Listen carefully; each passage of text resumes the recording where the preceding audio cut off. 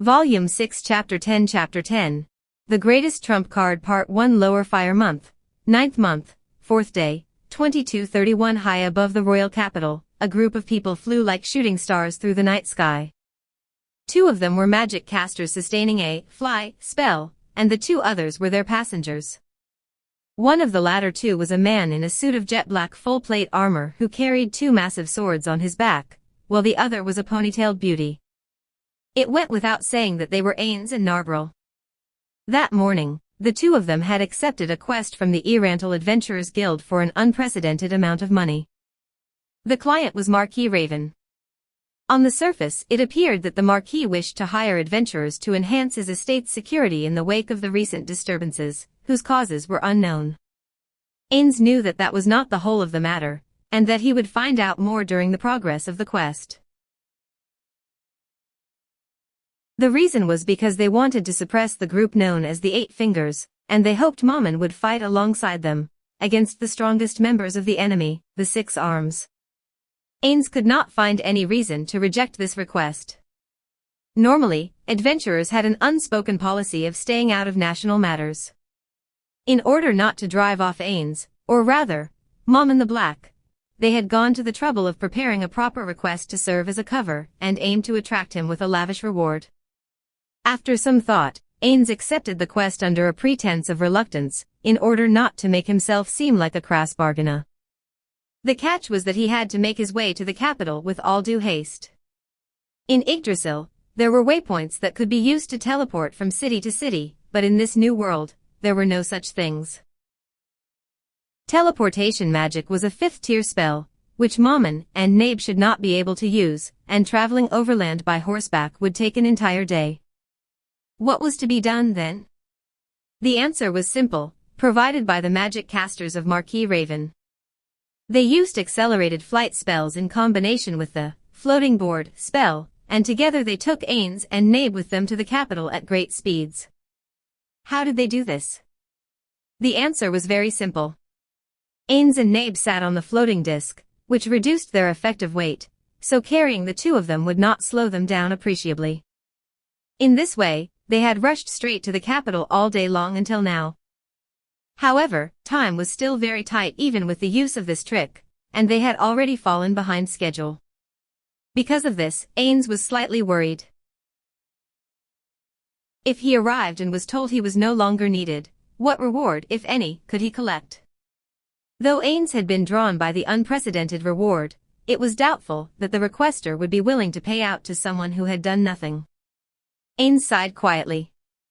He sounded like he was praying, like an employee with a poor performance review hoping against hope for some kind of bonus.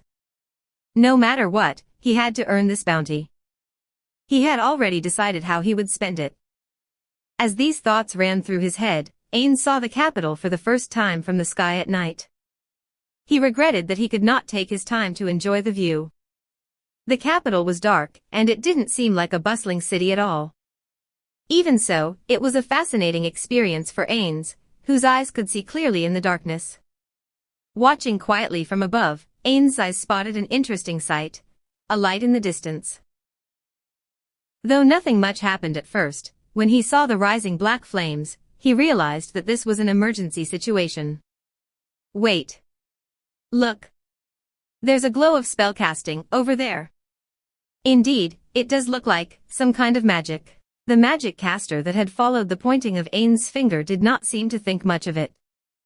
A normal person would have had trouble making out the glow through the darkness and the distance, much less analyzing it. What's wrong? Is this sort of thing commonplace in the capital? Or are these fireworks to welcome me? The magic caster did not laugh at the joke.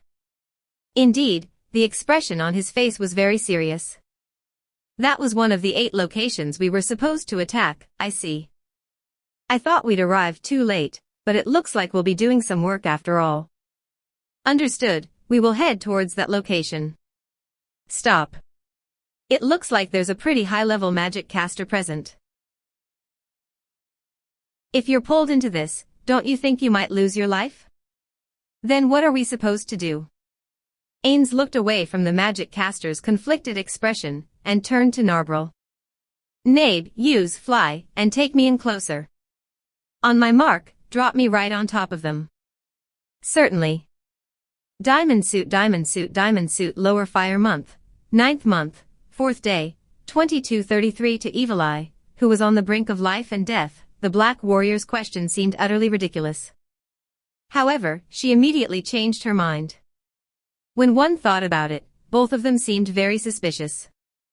After all, it was a confrontation between two masked figures, and it wasn't unthinkable that they might be seen as conspirators fighting among themselves.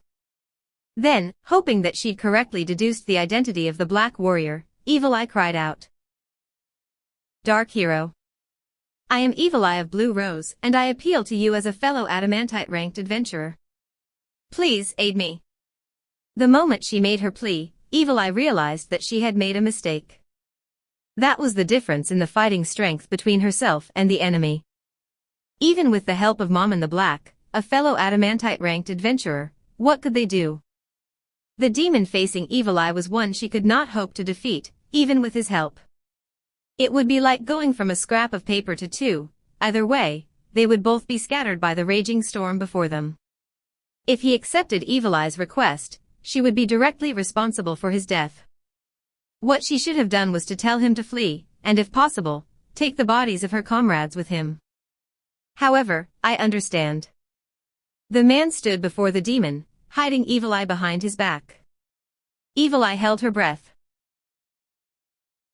In the moment that he stood before her, she mistook him for a massive, sturdy wall, the kind that would defend a city. A sense of security and relief filled her to the depths of her heart. And the demon confronting them actually bowed his head, as though he were a commoner showing due deference to a nobleman. It could not possibly be respect, he must have been mocking him. Was this demon merely playing games? My, such an honor you pay us this night. Might I inquire as to your noble name? This one is known as Jaldabaoth. Jaldabaoth? She heard the surprised voice of the man underneath the jet-black helm, followed by a mumbled "what a weird name." She did not think it was weird. In fact, Evil Eye had no idea what to think of it. She knew quite a bit about the lore of demons and other infernal beings, but next to nothing about this name. Jaldabaoth, is it? I understand. My name is Mammon, and like she said, I am an Adamantite-ranked adventurer. Though bathed in Jaldabaoth's disapproval, the warrior of darkness, Mammon, carried on as though he had not noticed it at all. So that's what he's doing, Evil Eye thought with approval. In order to draw his opponent out and learn from him, Mammon exercised his iron discipline and kept his emotions from showing. It was clear why the man called Mammon was recognized as a first-rate adventurer. Evil Eye, who was ashamed of how easily her emotions had taken control of her, moved into the shadow of Mammon's crimson cape in order not to distract the two of them from their exchange of words. Even though Mammon seemed willing enough to assist, she had the feeling that she would be getting in the way. Mammon and Jaldabaoth did not bother acknowledging Evil Eye's presence. In the moment that she moved, they began a duel of wits, each seeking the secrets of the other. Ah, I see. May I then inquire as to the reason you have graced us with your presence this evening? It's for a request. A certain noble hired us to defend his estate, but as I flew through the skies above the royal capital, I saw this battle. I assumed that it was an emergency, and naturally I jumped in. Said noble was Marquis Raven, who had requested the presence of Adamantite-ranked adventurers in the capital, heedless to the risk of running afoul of the unwritten adventurer's policy of not getting involved in politics. One could tell he was desperately in need of the manpower to deal with the 8 fingers. And what is your objective? A mighty item capable of summoning us to this plane and commanding us has found its way to this city. We are here in order to retrieve it, of course. And what if we gave it to you? Wouldn't that solve the problem? Unfortunately, that would be impossible. There can only ever be hostility between us. What kind of conclusion is that? Did Jaldabaoth, must we be enemies? That is precisely so. Evil Eye tilted her head at the surreal sight before her. They were simply exchanging information. How did that even make sense? Well, I understand, for the most part. In that case, You shall be defeated here, any problems with that? Mammon spread both his arms, and the great swords which were like an extension of his hands seemed to shine. That would be inconvenient. Do permit me to put up a bit of resistance. Then here I come. He stepped forward. No, that was not right. The Mammon standing in front of her had vanished. He was engaged in an intense melee with Jaldabaoth. It had developed into a struggle that Evil Eye could not describe with words. The after-images of countless swords, parried and countered by the extended claws of Jaldabaoth. Incredible. There were many ways to render praise, but at this moment, Evil Eye, who was entranced by the dazzling swordplay before her, could only offer up that single word. It exceeded the blows of all the swordsmen in her memory. She saw the form of a warrior, who would cleave through the darkness that wrapped the world, and all its evil in one stroke. She felt like the princess in the songs of the bards. And the dark warrior before her seemed like a knight come to her rescue. An electric current ran up her spine from between her legs, and Evil Eye's petite frame quivered. The heart of hers that had been still for over 150 years seemed to beat quickly once more. Placing her hands on her breast, she found that of course there was no movement there. Even so, it felt real enough to her.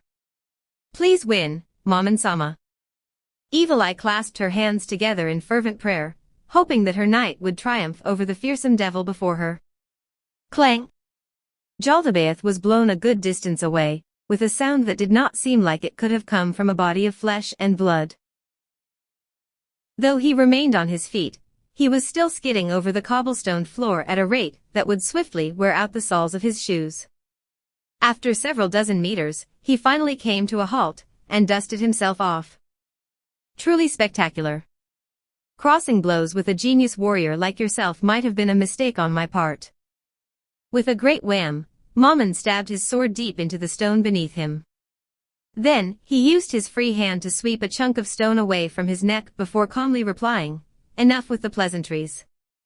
You're hiding your true power too, aren't you?" It seemed almost unbelievable that neither party was going all out despite the scope of this battle. Could he be a godkin?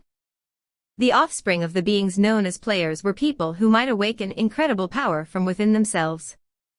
The slain theocracy called these people demigods. Or, more precisely, they were the ones who carried the bloodline of the 6 gods within their veins.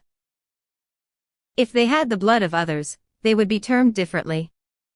It seemed very likely that this Mammon was of the bloodline of a player. Or rather, it would be better to say that no human could have possessed such power. My, it seems I couldn't hide it from you after all. You are Mammon-san, are you not? Indeed, Jaldabaoth, my name is Mammon after all. Very well, then. Here I come. Aspect of the devil, tentacle wings, Wings sprouted from Jaldabaoth's back, but the feathers covering them were abnormally long, evoking the appearance of tentacles. He spoke evenly to Mammon, who remained on his guard. You are strong. There is no doubt that your might exceeds my own. Though it is not exactly to my tastes, permit me the use of this method.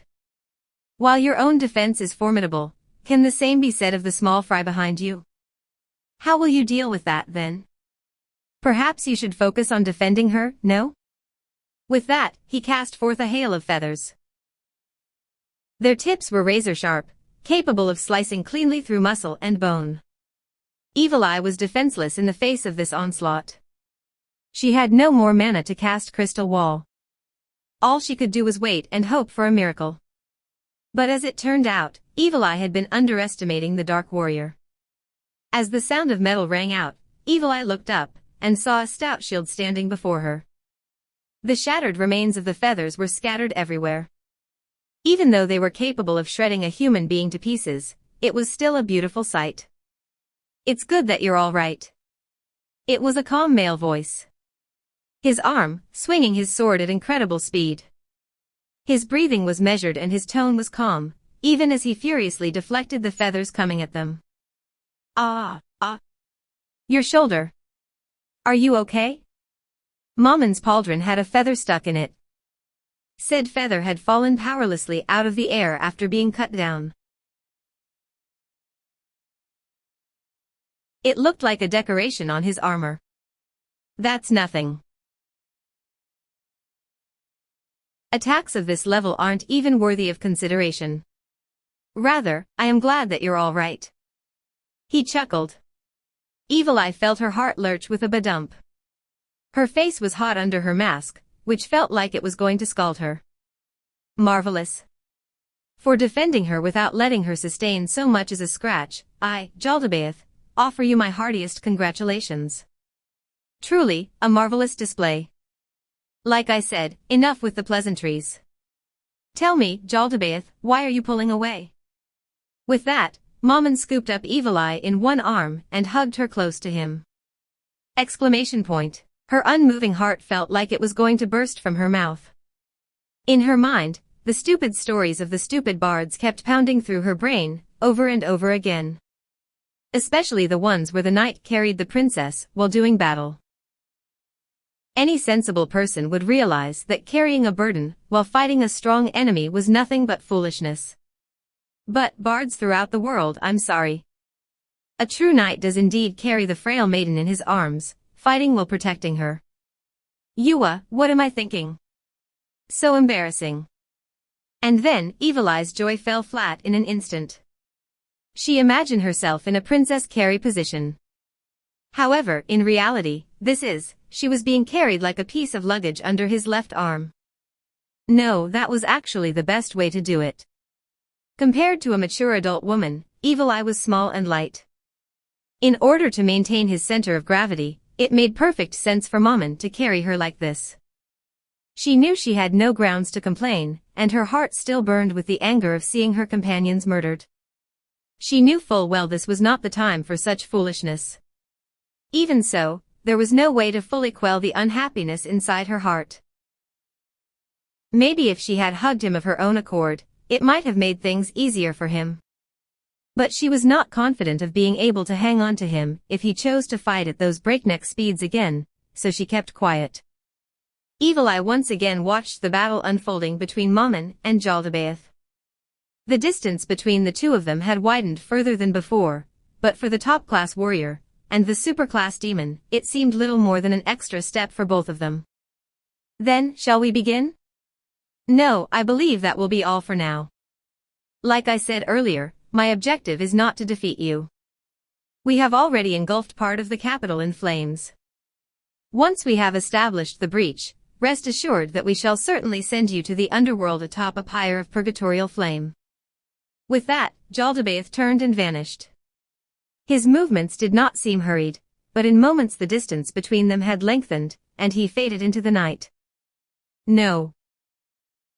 No, this isn't good, Mammon-sama, if we don't pursue him. As Jaldabaoth vanished from sight, Evil Eye began to panic, but Mammon shook his head. I can't do that. He was retreating in order to carry out his plan. If I pursued him, he would fight with his full power. And if he did that, Mammon did not have to finish the sentence for Evil Eye to understand. If he gets serious, you'll get caught in his attacks and die. Something to that effect. But even if they stayed put, that despicable fiend would surely use attacks that would hit Evil Eye anyway. The fact that Mammon was defending Evil Eye proved that Evil Eye had value as a hostage. Mammon had risked himself to save her life, and she could not do anything to help him. She hated that. To think she had said such high-sounding things to climb. Now then, Nabe. What do you think we should do? In response, a woman descended slowly from the sky. The Dark Hero Mammon's team included the magic caster known as the Beautiful Princess.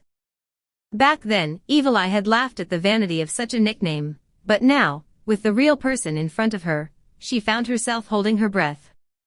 She was too beautiful.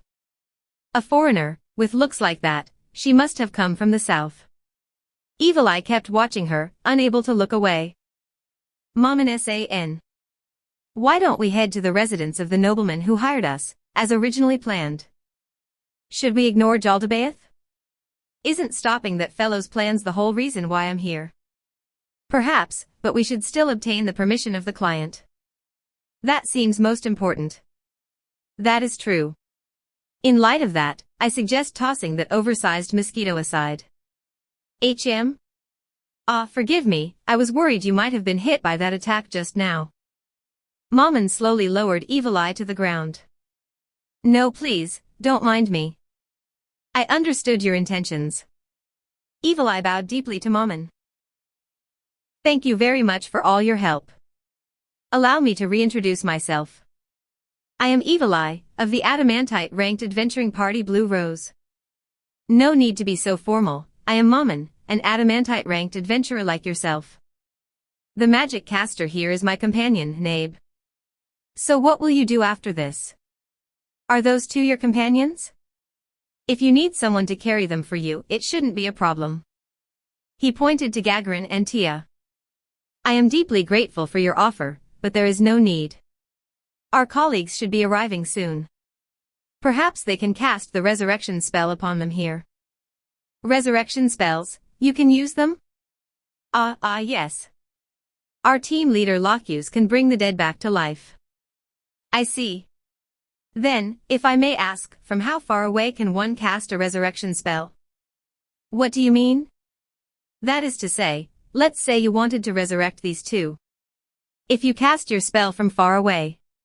In the Empire, for example, where would they resurrect? In the Empire, or where their bodies lay? Why was he so interested in resurrection magic? Curiosity, perhaps? People who could use the 5th tier of divine magic were very rare, so it was not unusual to be interested in this topic. Perhaps someone important to him had died. In that case, Evil Eye's reply would be cruel to him. She could only pray that was not the case. I'm not too clear on the details, but I heard Locus needs to be very close by in order to cast the resurrection spell. So, with regard to your question, it would be impossible to cast the spell from the Empire, Mammon-sama.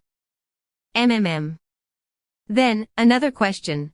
After resurrection, would the two of them be able to fight immediately? It would be impossible, Evil Eye replied. The spell Locus cast was the 5th tier spell, Raise Dead. The process of resurrection drained tremendous amounts of life force. Iron-ranked adventurers and below would be reduced to ash without fail if it was cast on them. Adamantite-ranked adventurers could be revived without a problem, but the resurrection would drain so much life energy from them that they would not be able to move, and recovering this life energy would take a long time. If Jaldabaoth was right, not only were they still in danger, but they would also be deprived of a great amount of fighting strength. No, under these conditions, nobody can fight Jaldabaoth besides the great man in front of me. Resurrecting the two of them would do nothing to alter the circumstances. It would be wiser for them to focus on recovery after their revival. I see. I think I have the general idea now. If possible, I think I would like to meet this Locus lady. Would it be possible for me to wait here with you? Why do you want to see Locus? Evil Eye's words had already left her mouth before she could recover her composure. She did not understand the reason why she had spoken them either. In the instant she heard Mammon saying that he wanted to see Locus, her heart was filled with resentment. It even shocked herself, and her outburst had alarmed Mammon too. Under her mask, her face began reddening with shame, and she was glad that the cloak covered up the tips of her ears which were also turning red. I was hoping to ask about revival magic, and also to meet with the leader of Blue Rose, who are fellow adventurers of the same rank as myself and who are my seniors besides. That and Jaldabaoth might be gone, but there's no guarantee he will not return. Is that so displeasing? And no, it's not like that. I'm sorry I shouted at you. The resentment in her chest vanished the moment she heard Jaldabaoth's name. She knew they had to be on guard against him. Thinking carefully on what had already been said, I should have seen that coming. As for looking out for Jaldabaoth's return, that implies he wants to protect me? Foo-foo. Then, while we wait, do you mind if I ask about what happened before? Before that, I need to take care of my comrades' bodies. I can't just leave them here. There's no problem with moving them, is there? Of course there was no problem. With that, Evil Eye went over to the bodies. She'd thought they would have been burned beyond recognition, but it seemed that the devil's flames had only burned the soul rather than the flesh. The corpses were immaculate. After closing their eyes and crossing their arms over their chests, Evil Eye withdrew a shroud of sleep from her pack, and began by wrapping up Tia. What is this? This is a magic item that stops the decay and rigor mortis of a body when wrapped around it. It's very useful for those who use resurrection spells. While this was so, Mammon noticed during Evil Eye's reply that she was struggling